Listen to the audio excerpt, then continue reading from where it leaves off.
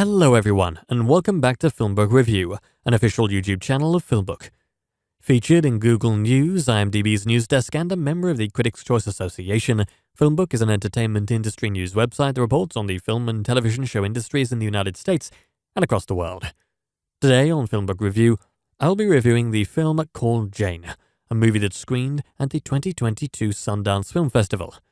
Called Jane is directed by Phyllis Nagy, written by Haley Shaw and Roshan Sethi, and stars Elizabeth Banks, Sigourney Weaver, Chris Messina, Kate Mara, and Wunmi Masuku. This is a Called Jane movie review, and there will be spoilers. If you like our movie reviews, please like this Called Jane film review, as that helps us out with YouTube's algorithm, and consider subscribing. Once subscribed, click the bell notification box and you are all set. Please also consider becoming one of our patrons on Patreon at patreon.com/filmbook. At what point does a serious movie become too light for its own good? In a good drama, it never does. In Called Jane, a meandering film with a stellar cast, the material calls for a greater sense of heightened dramatics.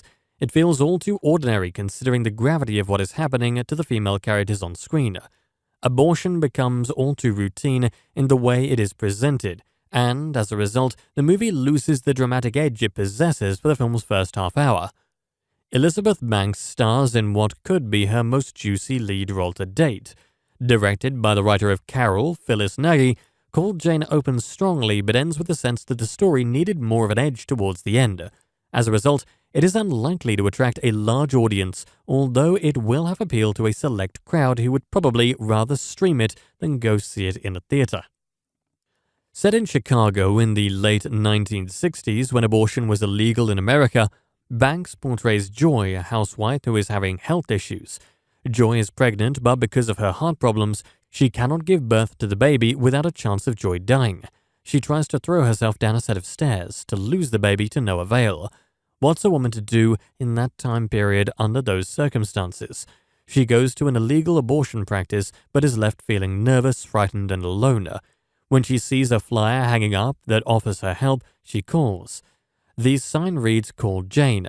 The film proceeds to detail the specifics of the Jane Collective, which was a group of women determined to look out for other women by providing them with a safe and inexpensive way to have an abortion.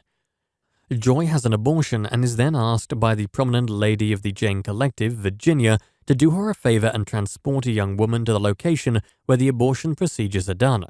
An audience member may wish he or she could tell Joy not to do it at first, but it turns out Joy will find just what she needs to escape her mundane life by taking on this task. You see, Joy is married to a lawyer named Will, and he isn't truly understanding to the sensitive needs Joy has. He's more concerned with his big promotion at work. The Jane Collective is just what she needs to feel a sense of purpose and meaning in her life. The supporting cast outside of the central group the film revolves around includes Kate Mara as a widowed housewife named Lena, and Grace Edwards as Charlotte, Joy's teenage daughter, who ends up following her mother to see what's going on at one point, when Joy's excuse that she's busy taking art classes seems too odd to be believable, especially when she isn't bringing any artwork home with her. Mara and Edwards are okay in rather standard roles. It is Wunmi Masuku who stands out the most in the cast as the black member of the Jane Collective named Gwen, who argues that poor women should have the same economic freedom to pay for an abortion as more privileged white women. Joy cuts a deal with a doctor to up the number of abortions at a financially agreeable rate. Joy even becomes his assistant. This film presents a very interesting premise about a group of women who take other women to secret locations, they are occasionally blindfolded, so they can get the abortion procedures done that will in turn provide the ladies with the freedom they need to live their own lives again. The importance of this story is undeniable.